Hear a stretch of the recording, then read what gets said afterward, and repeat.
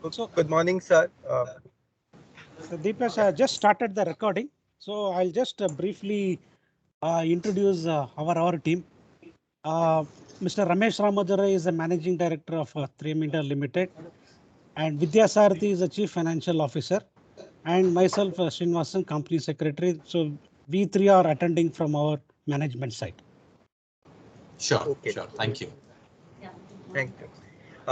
Thanks, sir, for giving us time. Thanks, Venkat, for arranging it. Thanks, Vidya, ma'am.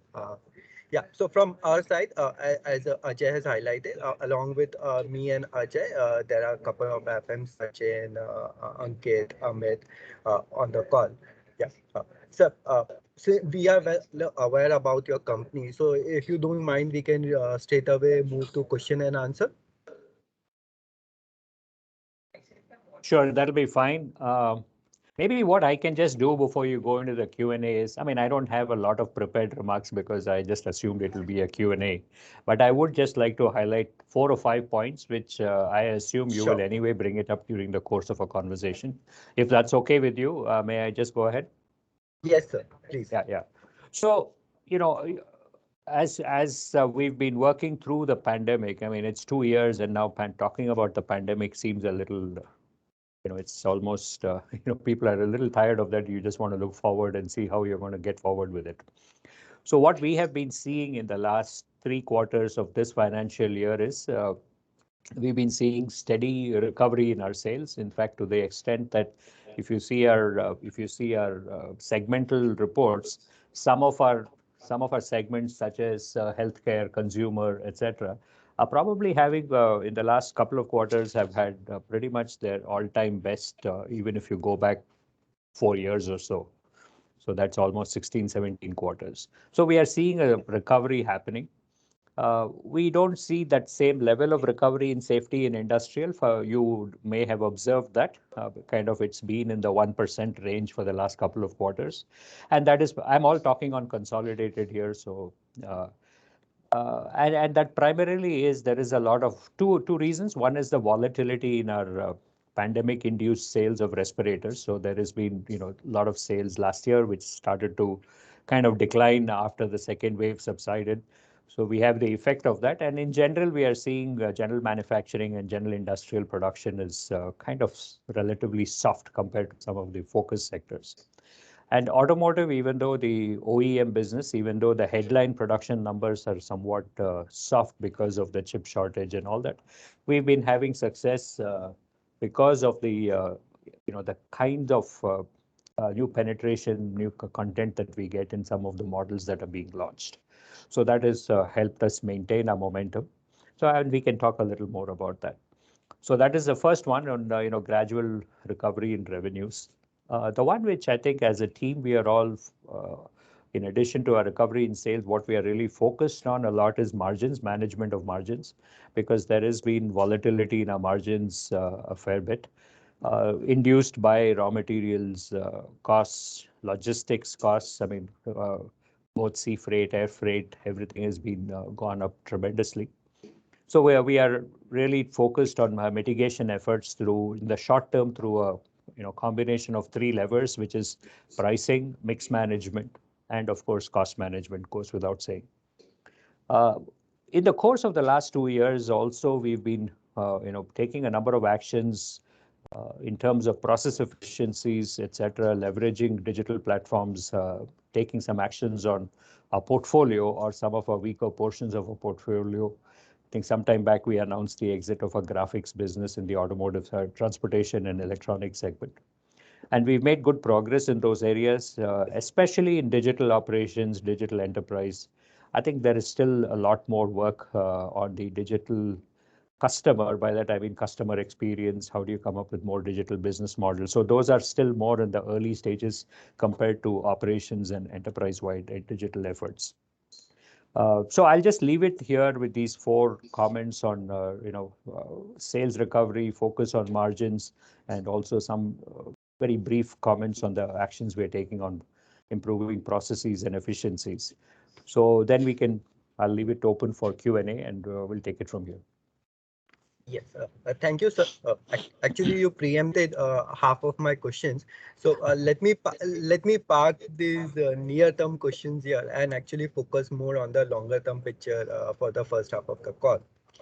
Sir, if I look at your company over last 3 years, you have successfully over last 10 years, you have successfully tripled your top line. So, what is the vision you carry for 3M, say over the next 10 years, where you want to see the company in next 10 odd years? Yeah. So I think our the way we approach our strategic approach is to essentially leverage the fundamental strengths of global 3M, which means our global technology platforms, manufacturing capabilities that we have. Uh, by manufacturing capabilities, I mean both to use the product portfolio available from different parts of the world, and also drive localization here based on the markets that are evolving. And then, of course, our brand and global capabilities. Some of the global capabilities I already spoke about in terms of digital very, very briefly. So our strategic approach is to continue to leverage these fundamental strengths of 3M and try and consistently grow well above the macro with accretive margins and cash flow. So it's very, I think that's kind of our blueprint. And how we accomplish this is, of course, by focusing on our key priorities. That's really on our portfolio, on our innovation, transformation, and then our people and culture. Uh, so specifically, okay, this is fine, but specifically, if I have to call out a few markets that we focus on, I think they go back to one, automotive, both OEM and the aftermarket, so the entire value chain of automotive. And of course, the tier one supplying to the automotive would also be there.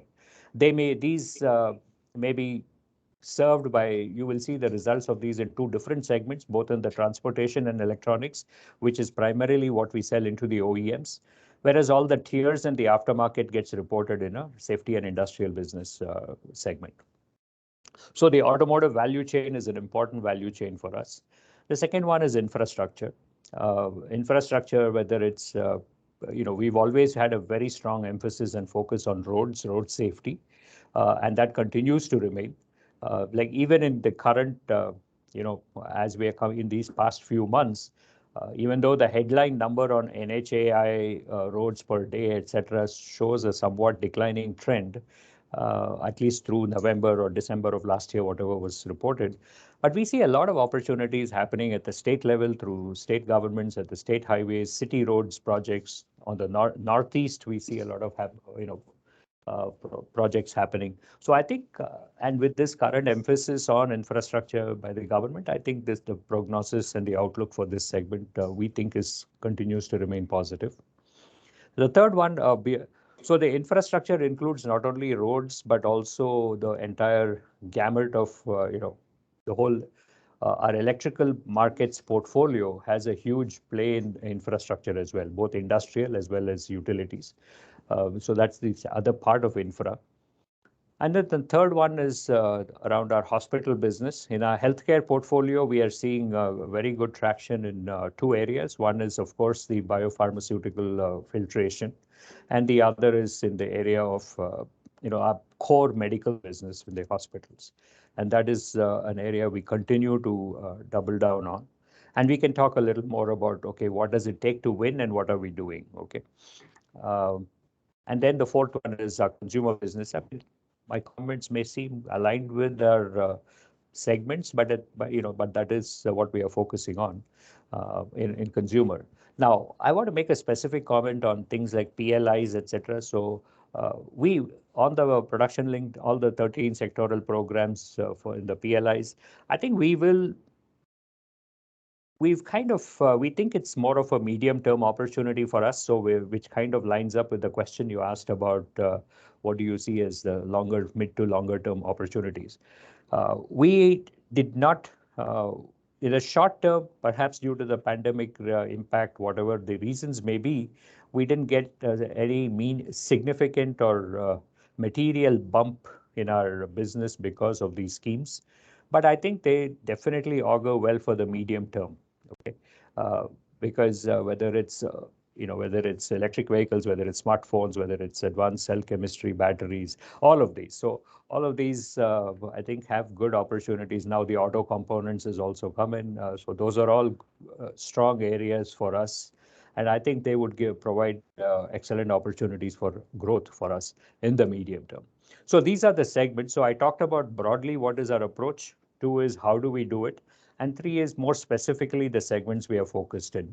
And I'll pause here. We can always talk a little more about within these segments, what are the critical success factors to be, to translate all of these into commercial wins. Yes, thank you, sir. Sir, on the PLI specifically, so you have been highlighting 2-3% of, say, for example, mobile manufacturing cost is your addressable opportunity, which could throw up a market of, say, 2-3 thousand crores possibly for you in few years. So, at what stage this market will start to develop for you? Because even now, we see some of the mobiles being assembled in India. There are some various estimates, 70-80% of mobile smartphones already being assembled in India. But seems like we are not having a market open yet. Yes, so our sales is entirely derived from the localization of the value chain. So we are like a tier, it depends on how you define it. We could be seen as a tier 3 or so, a material supplier to people who put together certain components which go to the assembler. Okay, so if you look at it, unless the intermediate, one upstream people localize the in India, so I think our products are probably being consumed in the locations where those upstream players are located in today. And then that localization will happen only when they come in. You're right. I think a very high percentage, I think 90% plus of the phones being sold in India are being assembled in India, at least as of the last year or so. But the value addition has been relatively small because they're purely assembly, and which is, I guess, the primary purpose of the PLI was to address that and increase the localization content. So I think we are in touch with all the key players in the market. We have good, through our global teams, we have very good connections with the engagement with the design centers for all of these global OEMs. So, and then we also have visibility to some of their, to some of their localization plans in India. So I think ours is somewhat, our growth is somewhat dependent and contingent on the value chain localizing here. And that is, out of our control to some extent, to a great extent, actually. So basically, PLI will take the value chain to that extent wherein our demand will kick in. Correct. Yeah. Okay, so apart from mobile manufacturing, can you highlight some of the large addressable opportunity based on PLI, like solar manufacturing or battery manufacturing for you? So I would say the other areas would be in the area of battery manufacturing, electric vehicles, and also now more recently in automotive components, right? Automotive components has been traditionally an area of strength for us because of the different portfolios that we supply for getting the right product quality of the component manufacturers. In the case of batteries and EVs, a lot of our solutions, electric vehicles, a lot of our solution goes towards thermal management. In addition to all the others that we supply to the automotive, because whether things like acoustics, things like displays, I mean, all of those are of use, are the opportunity exists, irrespective of whether it's what the powertrain is, okay, electric or hybrid or ICE, or as the case may be. So in our case, I think very specific to some of these would be in the areas of the thermal management. Yeah. Understood. So actually, this will take a little longer than mobile True. manufacturing, but the market could be as equivalent of mobile manufacturing for you. It's hard to say at this stage because it depends on what the uptake is and the rate of adoption. Sometimes we've seen that these things reach an inflection point and suddenly it goes up. So at this point, we just have to observe the market, what is the adoption rates, which segments adopt it. I mean, the conventional knowledge right now is it'll start with more the 3 and 2 wheelers and then move up to point services for, other 4 wheelers or buses and so on. So that's what is the current conventional knowledge. But let's see, I mean, these could change pretty quickly. Yeah. I mean, of course, Understood. 4-wheeler passenger vehicles are there, but I'm talking about critical mass. Yeah. Understood. Understood. So coming to the core segments, actually, when we look at your parent is more strong in healthcare, consumer, and in India, 3M India is still more of a B2B organization with relatively lesser exposure to consumer or healthcare. So, do you see it's just a transition, or fundamentally the way Indian market is, we would predominantly be a B2B? Yeah, you're right. I think roughly, I think 36 and 35, nearly 72% of our total business is between safety and industrial and transportation and electronics. You're right. And I think, that mix has not changed dramatically in the last 3 years or so. I mean, yes, safety and industrial went down about 300 basis points in this current running financial year. Some of that was also because of the respirator sales volatility. Uh, However, if you compare with the parent, I think I like to make two comments. One is I'll start with consumer. I think we are about 12% of our sales comes from consumer business. And I think the parent is running approximately at 15 or thereabouts. Okay. So I think that's an opportunity for us to drive the growth to, improve our increase the mix of consumer to the overall portfolio. And our consumer business, currently our consumer portfolio also has a very high level of local manufacturing. So it also allows us a little more flexibility and agility to respond to market needs. And so I think if I look at my margin, sorry, I have to look at my numbers. If I look at the margin trend over the last many years, many quarters, I think consumer has been by and large the more consistent one, if you take a look at that, right? So I think consumer, yes, there is, will it become a 18 to 20% of the total mix? At this time, we don't expect that. We don't have plans to get to that type of level, but certainly to get parity with what the parent is doing, there are some gaps in portfolios we will be looking at, number one, okay? Number two, on the healthcare business, I think the parent, there are two big chunks of business in the parent's portfolio, which we don't operate here. One is, I think there was a recent acquisition of a company called Acility by Global Acquisition. Yes, they have a footprint in India, but it's it's a separate entity. It's not part of 3M India. It's came through an acquisition, but it's a very small, it's extremely small. It's, won't be material to 3M India's relative to our size of operations. But Acility was a fairly significant acquisition for 3M globally for the parent, which also, contributed to the increase in the overall weightage of healthcare to the total mix. The other part is 3M globally has a business called the Health Information System, which we don't operate at all. At this time, we are not clear what the opportunities might be there in India based on the digital health mission and so on. But it's very early days, so we are still, exploring, trying to find out. But I don't want to I don't want to suggest anything which may lead you to interpret that's an opportunity we are going after. It is. I'm just bringing that health information systems portfolio because that's another big component which we don't operate in, which contributes to the difference in the relative weight of that segment to the total company. So I just want to be clear, I'm not making any comments here saying that we're doing something with health information here in India. Understood. Understood. Sir, moving on to the outsourcing. Actually, recently there was an article wherein 3M is looking to hire almost 1,000 engineers in India. So would it be done in the 3M listed entity, or is it something a different entity for the parent? Yeah, it is. It is like a GCC operation, like a global capability center for 3M in India. So it would be a separate organization, completely separate entity, directly run by the 3M in the US. I think the it is not part of 3M India. It will not be routed through 3M India. And I mean, we don't have it's a completely different business model. We don't have the strengths or the capabilities to run that. That number one.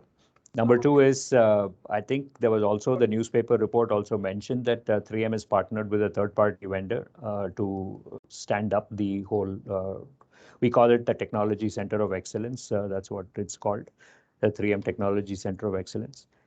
It is for providing different skill sets in the, different technology skill sets where we can leverage the talent pool and the capabilities available to drive growth for 3M globally, not just in any one part of the world, into the future.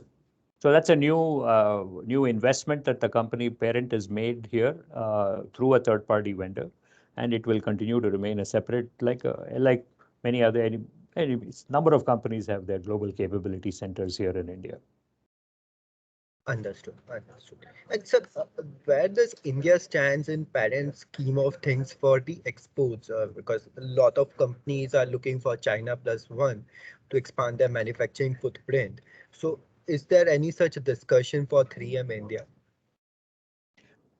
So 3M's historically has made our so. I mean, we have factories around the world, and we have specialization in different countries for different parts of the portfolio.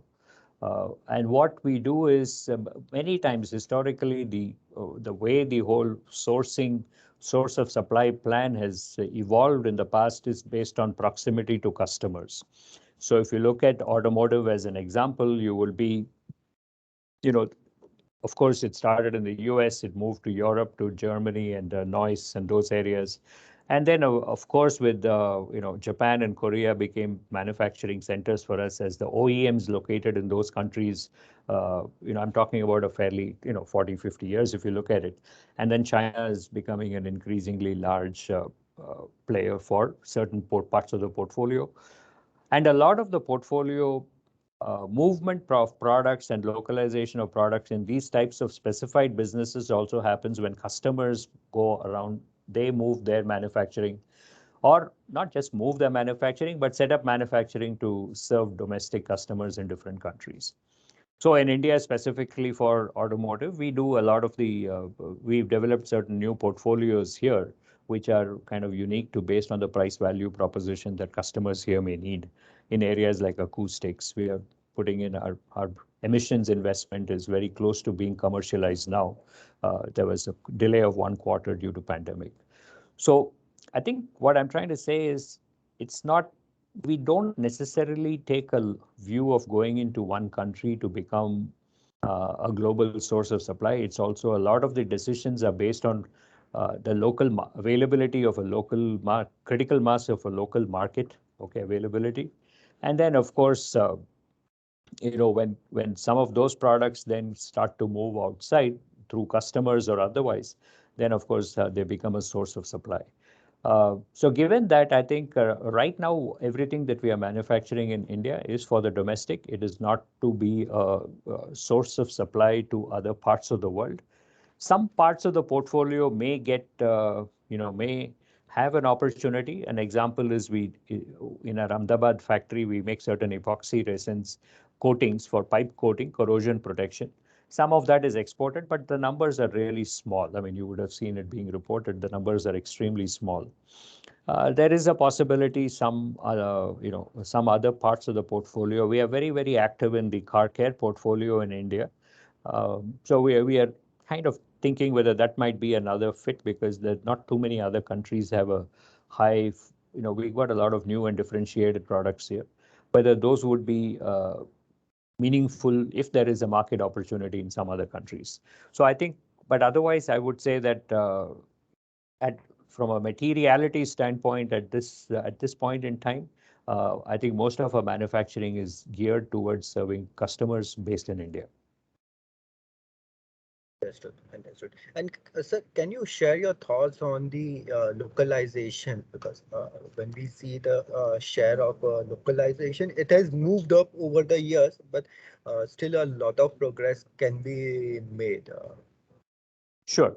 So you are correct. Like you rightly pointed out, we've been increasing, roughly 100 to, on the average, if you look at the last 5 years, it's about 100 to 120, 130 basis points year on year. As it's been going up.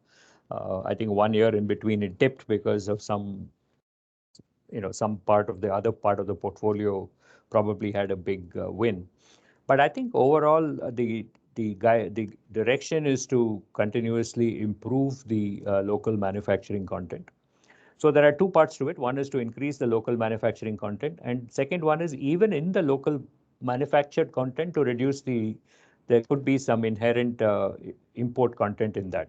So let's say I manufacture something here, it does not necessarily mean 100% of the raw materials are locally sourced, because we do have, qualified global sources for certain types of raw materials. So there could still be an import content in that. So we continue to work very closely with our global sourcing teams, our commodity managers. So when I say area, I mean Asia Pacific commodity managers, to see what else can be localized here, which could again potentially be a global source, if not through 3M India. It could be, let's say, if vendor X is supplying a raw material to 3M India and qualified, can that vendor X also be a source of supply for other parts of the world? So some of those discussions are going on. But yes, the intent is to shift and increase the local manufacturing content. Like I said, we have a wide range. We got a consumer business is almost in the 80s right now in terms of local manufacturing content, 80s percentage of what we sell. Whereas some of our businesses in healthcare is probably at the lower end, because a lot of it is regulated products, needs FDA approvals and so on. So we try to control the manufacturing and don't have too many locations where we do them. So we have a fairly broad range. So we want to try and see how we can uh, continue to improve content. And the last part of it is, of course, critical mass and scale. While we can make it locally, then just the economics doesn't work out, because your unit costs of those products, if when manufactured here, is not attractive enough because we don't have adequate scale. And then it becomes a global sourcing issue, saying what is the global capacity, and if there is incremental capacity needed globally, where do you locate it? Yeah. Sir, is there any thumb rule for each category when you say the mass is achieved to go for localization? Because given its size, 3M India would always be much smaller than the other parent entities. So, is there any some scale at which? Sure. There are three things in that. One is, ultimately it's a financial decision. It comes down to what is the capital investment required. Certain for product categories, the capex required is large. In some cases it can be incrementally handled. So like right now, our recent investment in emissions, which is coming through, is about, I think, 60 odd crores, I think, is the total investment. So that is a market that we are serving in India. It's a large market growing in India. And we do need, as a company, I think we made a decision to invest in India. So if you take some of our other, like especially in the safety and industrial business, you look at some of our adhesive tapes portfolio. Some of them are very, very specialized, and then we typically make them in 2 or 3 places around the world because of just the kind of high capital investment that goes in, and also based on the, every country, but many countries need to make up it churns out a huge amount of product. And then, so therefore, you need the volumes. And typically, then they go into centers, 2 or 3 centers around the world. Yeah. Understood. Understood. And sir, with respect to the benefits, your indigenization, does it necessarily brings in better cost efficiencies and higher profitability, or it's just a supply chain management? In all cases so far, I would say that we've had either we've been even or we've been better, okay, in terms of cost. So I think to answer your question, yes, there might be a very few cases where we've had a cost headwind by localizing. But I think given some of these current situations, supply chain has also been a huge challenge for all companies, and 3M has been no exception managing it. So for us, the supply chain, logistics, imports, sea freight, air freight costs, but then you can't factor all of those in because they may be here for a year or 2 years, and then they may change. The picture may change in a couple of years. We don't know. But typically, we go unit cost to unit cost. We don't do it on our analysis of our costs are always not on a landed basis. We start with unit cost. We expect our goal is to be unit cost competitive. Sometimes it may not be possible in the first year or second year, but nonetheless, we always keep because otherwise your factories may never be as efficient as they should be unless your focus is on benchmarking on a pure unit cost basis. Because landed costs, when you add duties and freight and everything, it gives you certain advantages. Yeah, I mean, certain benefits uh, which are not necessarily, I mean, which may be real in terms of money, but then which are not good for factory efficiencies. Yeah. Okay. So, last question on the indigenization, more of a follow-up. You mentioned that you are trying to localize the raw material sources also, which you used to import. So, would it see a gradual shift, or would it see a scale-up kind of, or a bumpy shifts? Yeah, I think it would be gradual only. We don't see anything, I don't see a step change happening in the let's say, the next couple of years or so, if that's the question. I don't see a step change happening. And, you will always run into certain issues when you try to do that, because when prices are linked to global, uh, let's say, polymer or whatever the base, whatever the index is globally.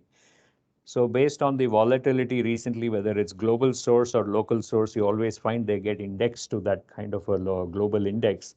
And so there are increases even in domestic sources of pricing because of some of these reasons, because of you get indexed to certain uh, benchmarks.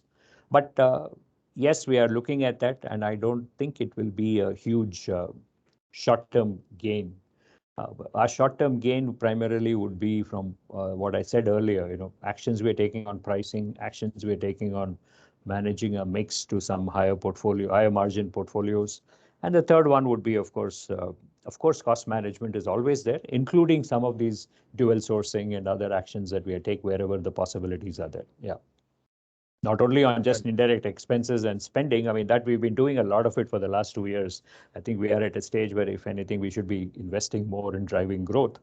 But cost management does not mean only the so-called indirect expenses and discretionary expenses, but also in the sourcing area through dual sourcing and other activities. Yeah. So, it's a no secret that India is a price-sensitive market. Given your company's positioning in terms of product quality or the tech focus, your prices are typically on a higher side. So, how do you manage the kind of a price constraint which we see in the market? Yeah, I think what we do is, right at the beginning, I said when we talked about the longer term growth plan, we talked about our approach, how we do it, and then the few segments. We called out about 5 segments. But then in each of those segments, the question that you ask goes to the heart of how do we win in those segments? Because I agree with you, we are not necessarily the least expensive product. I won't call it the cheapest because we have a very different connotation of cheap and value. So we'd like to look at it from value. And that is, while I may smile when I say that, but I think that is a mindset that all of us have in the company: salespeople, application engineers, and the R&D team, management, everyone. I mean, at the end of the day, if you're not able to provide consistent and superior value, it's a matter of time before your pricing position also erodes and your market share also gets under pressure. So how do we do it in these segments? Is there are three or four things that we do typically consistently over the years. One is technology and specifications. Okay, so I spoke about automotive industry where uh, our products get specified in the drawings of the customer or drawings or in their processes. Some are what we call hard specifications, like in industries like smartphones or automotive or others. In others, it may be a little more soft specification in terms of they say we recommend that we use these, the customer may say we recommend that these types of products are used. Okay. Uh, so that's number one. Second one is we do spend a lot of time on regulatory, which is regulatory, we call it regulatory excellence, but I think that includes education of key stakeholders, working with them to establish standards. And these are multi-year programs. I mean, it doesn't happen in a short period of time. And then, leveraging our global resources for sharing best practices, case studies, white papers. And then the last part, once all that is done, is, of course, compliance. And compliance to those standards, we have to work, I think regularly, we have to persevere with all the stakeholders to gradually improve compliance. So by regulatory excellence, I'll just give you two or three quick examples. One is road safety. So we've been working with the IRC, that's the Indian Road Congress, for, I mean, more than 15, 20 plus years now.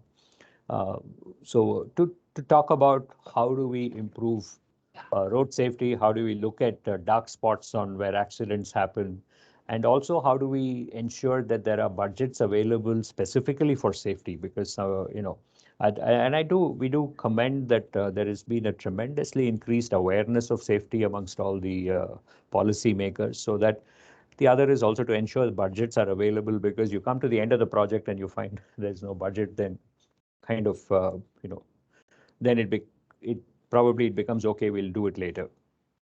So that is one area. The second area is we've been working with a organization which is part of the Labor Ministry. It's called DG Fastly.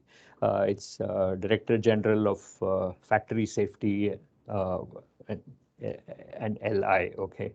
Uh, and this started many years, even a few years before the pandemic hit, trying to educate the broad number of manufacturing MSMEs or manufacturing companies around the country as to how do you adopt personal protection, PPEs. Okay, those were the days nobody knew what a PPE was. So, I mean, so the pandemic might have made our jobs a little easier, but we've also see that how easy it is to slip into the bad old ways.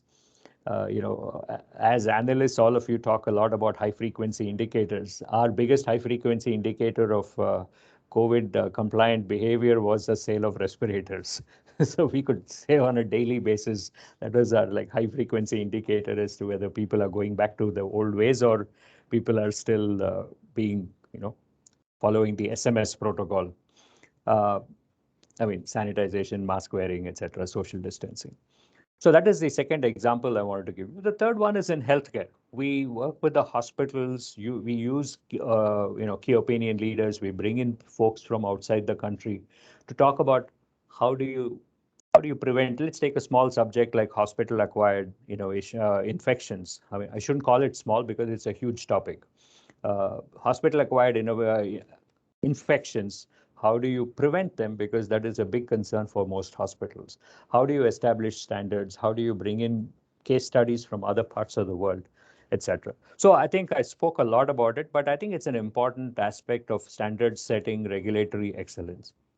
And then the third piece is, of course, go-to-market models, whether it's channels, key accounts, coverage models. So those are the other areas we talk at.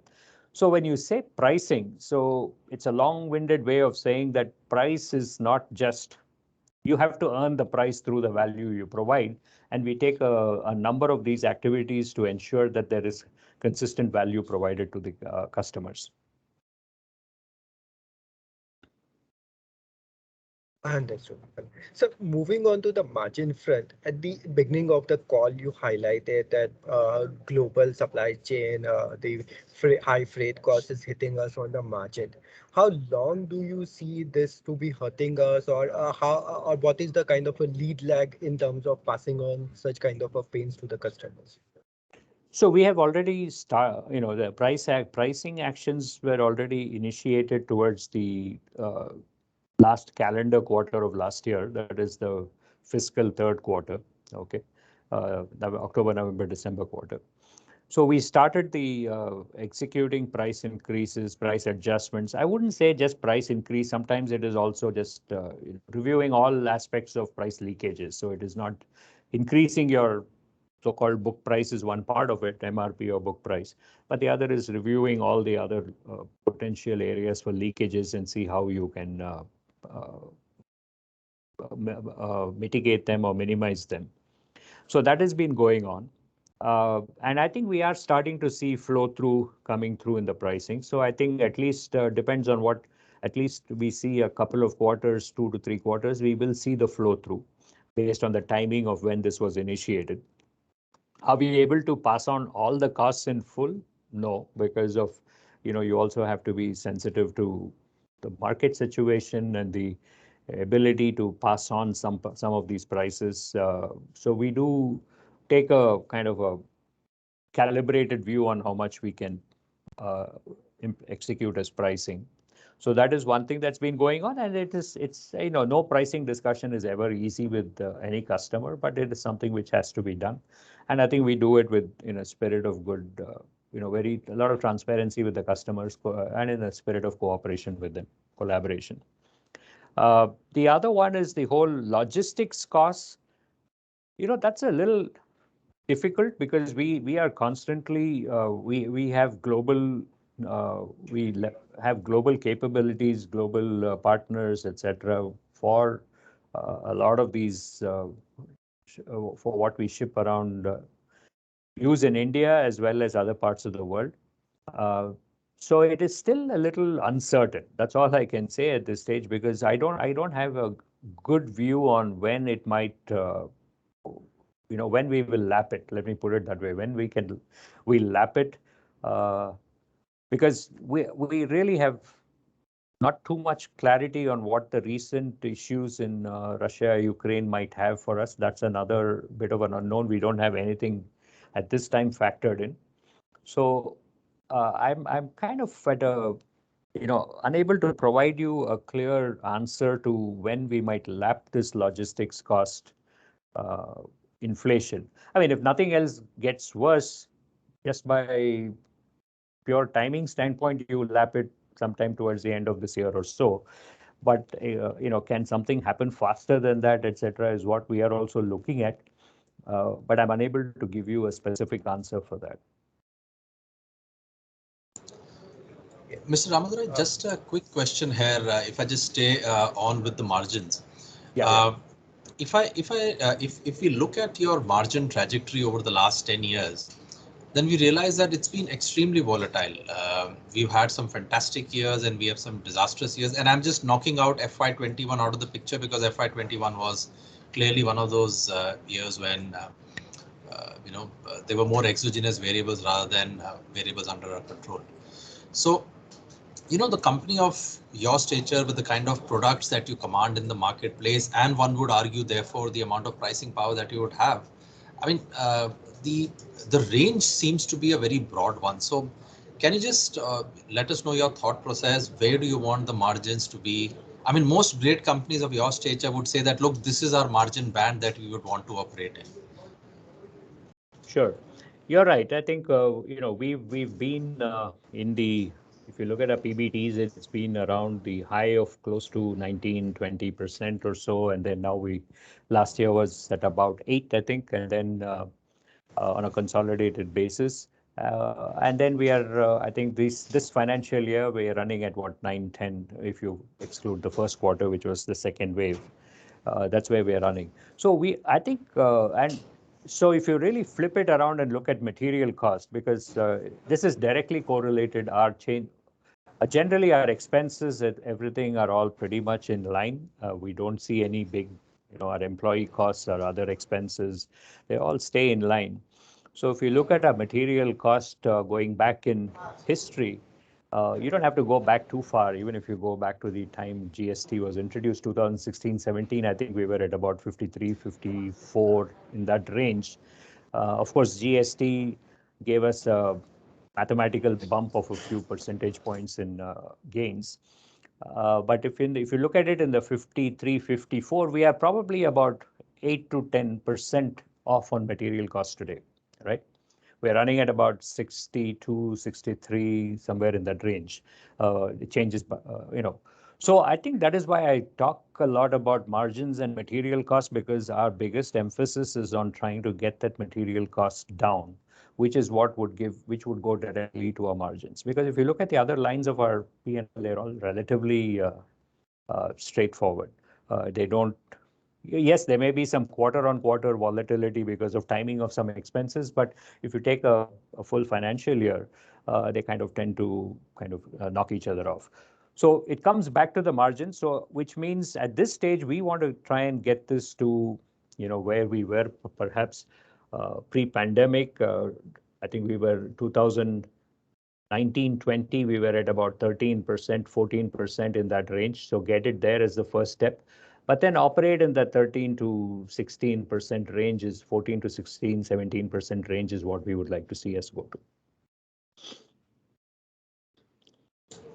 But Sure. since the big impact, the big lever for that for us is material cost, because you can dissect the P&L, but at the end of the day, it's a lot of it is material cost. Yeah. Sir, So just in one terms question of, from Ajay, go ahead. sorry, Sachin, I'll just complete this. So in terms of, let's say, pricing actions, would we say that we are usually a little more tolerant before taking pricing actions compared to some of our peers? So for instance, let's say just continuing with, one small part of your overall, business, which is abrasives. We've seen a company which draws significant percentage of its revenues from abrasives, actually, kind of still maintain margins in a band by way of pricing actions. So would you say that your pricing actions need to be a little more frequent compared to what they've been in the past? I think the frequency of the pricing actions. So typically the way we try and do it in excluding extraordinary years like what we faced in the recent past is try to operate to 2 windows in a year. Okay, so that you don't confuse our channel partners also, and also all the partners down in the chain, they have some level of predictability of the timing. Okay, now that's number one. And number two is that doesn't mean that every product, every SKU or gets an increase or a decrease, whatever the adjustment at that time. But they know that, look, adjustments will happen in a certain window. And we last year, of course, was a little different because of the kind of volatility that we've seen in input costs. Now, to your question about will pricing alone be adequate to keep the margin in range? And that is where I guess the other aspect is, we do have we have exposure relative to some of the other companies to based on our local manufacturing content. Okay, so FX plays another role, mostly FX, and then import logistics for these 2 years have been quite severe for imports. I mean, okay, domestic transport costs have also gone up, but then if you look at air freight and sea freight, it has been quite incredible, the magnitude of increases of what a 40-foot container would cost you, or air freight would cost you. I think, and therefore that has had a kind of a little a more outsized impact, I would say, for us in terms of costs. Sure. Yes, Sachin, go ahead. Yeah, so just one question, which is also partly related to the margin, but is it that does this margin or ability to price the product is also to do with the kind of unique or new product offering that we may have to our customers? And was it partly also the reason why maybe last 2-3 years it was on a slightly a lower end? If you can tell us something about that, and how do we, let's say, once the product gets into unique stages to the mass stage, do we also think of phasing out, or how do we think about this subject? If you can help us understand that. So there are, no, it's a good question. There are two parts to it. One is I'll take the last piece first, which is the phasing out of the products. So the portfolio review is something we do regularly and constantly. A very, sometimes it just goes, it's not large enough to be disclosed or reported. It's more like you cull the bad ones or the not so promising ones. But an example of what we did was the graphics portfolio, automotive graphics, that we decided to exit. That was in, I think, in late 2020, we announced that and executed it. So that's clearly an example of a portfolio where we did not see enough technology differentiation. We did not see us able to provide the value on an ongoing basis or new technologies coming in.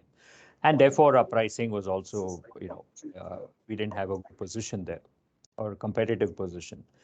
So that is an example of what we would do. In addition to that, we also take actions in terms of the new products. You said, do you phase them out? A lot of our new products introductions also go to replace existing products. So we cannot stand still. So the tension in any company, a company like ours, given the size and scale globally, is how do you, what percent of your new product initiatives or investments do you drive towards replacement, because you also need to keep your current portfolio fresh and refreshed, versus new to the world products, versus something in between the replacement and new to the world. There's something in between, which is building completely new applications by modernizing or making the products more contemporary, etc. So I think we look at all these three carefully. So doing product replacements addresses your question of what happens at maturity as the products get more mature, what happens to them. To your question, I think like even if you take abrasives, like if you look, I think Ajay asked the question of on abrasives. Even if you take something like Cubitron 2, which is a new platform that we launched several years ago, which essentially reinvents the entire abrasives business, which is like 115, 120-year-old business for 3M. So that is one part of it. The other part of it is generally new products. If it's locally manufactured, there may be, like I said earlier, the first year, 1 or 2 years, there may be some penalty on the margins because of startup costs and so on. But mostly, like I said, our objective is to be unit cost competitive versus benchmark factories around the world. And therefore, we do bring them to accretive margin positions. If they are imported products, by and large, the expectation is the new product portfolio will be accretive to a margin position. So no question about that. So now the pace of introduction of some new products may have slowed down in the last 2 years because of all these issues. While we have tried our best to do what we could, in the areas like automotive, it happened because they're specified products. But in more general use products, etc., some products may have got deferred because of the issue that we had to live through for the last couple of years. But I hope that addresses your question.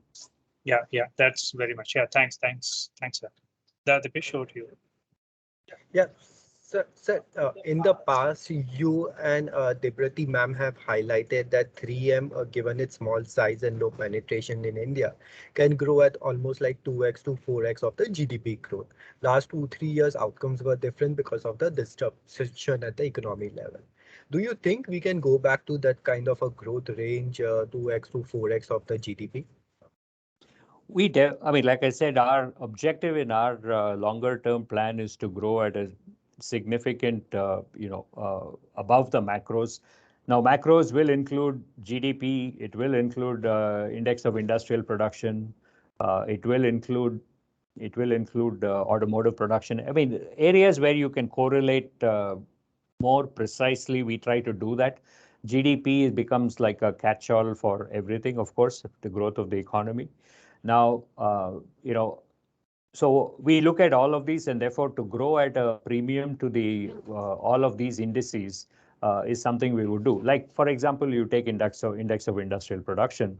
I mean, we know that it's been coming down, but that doesn't mean, it's not that our businesses don't necessarily track that. If you look at the last 3 or 4 months sequentially after the April, May, June quarter, it's been coming down, whether it's 4%, then it was whatever, I think 1 point something in November, it was close to 0.7 or so in December.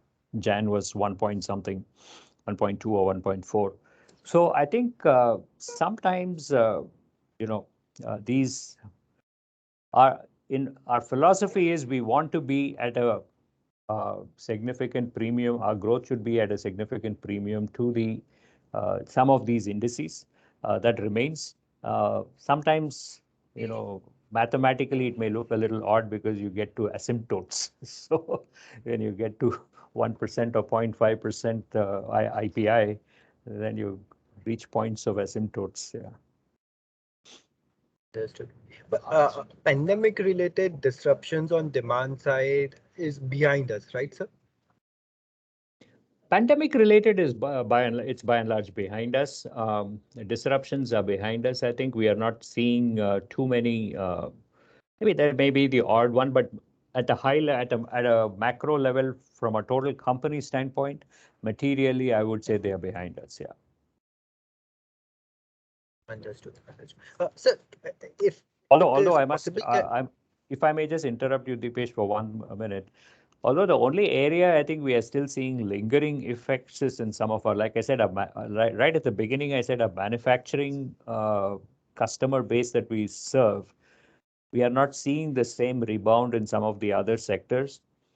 And as we try to dive deeper, there are many reasons coming forward. One is, availability of MSMEs, especially availability of employees. There's been a lot of turnover in their workforce, people not coming back, availability of people. So I think that they are all being attributed to the pandemic, to what so that is how you talk to a lot of our MSME customers, or even you talk to colleagues in industry body meetings, etc. So that portion of it, I don't think is entirely behind us. So I should be careful when I say it's by and large behind us. In most segments, it's behind us, but some portions of our manufacturing segments, I think, are probably still seeing the impact of that. Not necessarily entirely in demand. It may be in factors of production constraints. understood. Sir, from the comments, I understand auto is a big segment for you. Can you help me understand what is the level of your exposure to the auto segment? So our auto segment business are reported in two areas. So we don't do it. We don't report. We only report at a segmental level, but not at a by market level.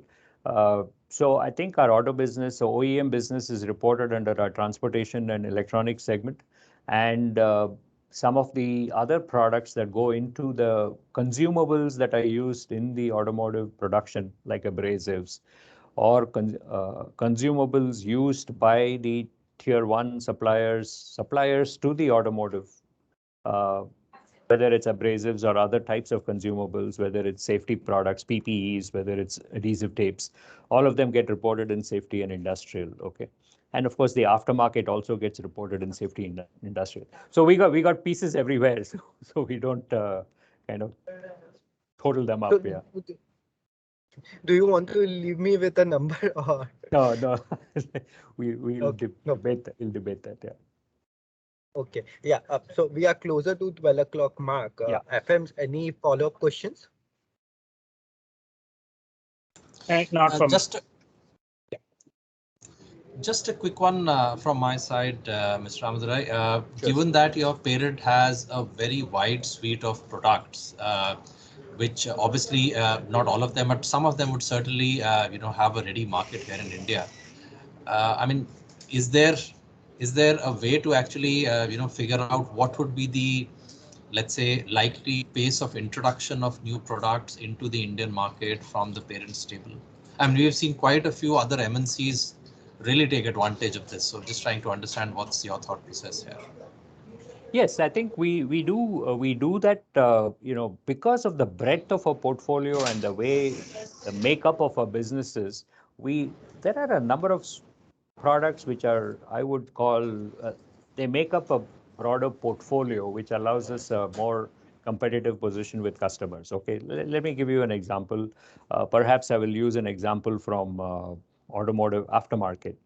So there are new products which may make up the types of treatments that you can offer a customer for his or her car. Okay, but each one by itself may not be, you wouldn't necessarily talk only about that one product, but then it's a basket of, it goes under the overall basket of car care portfolio.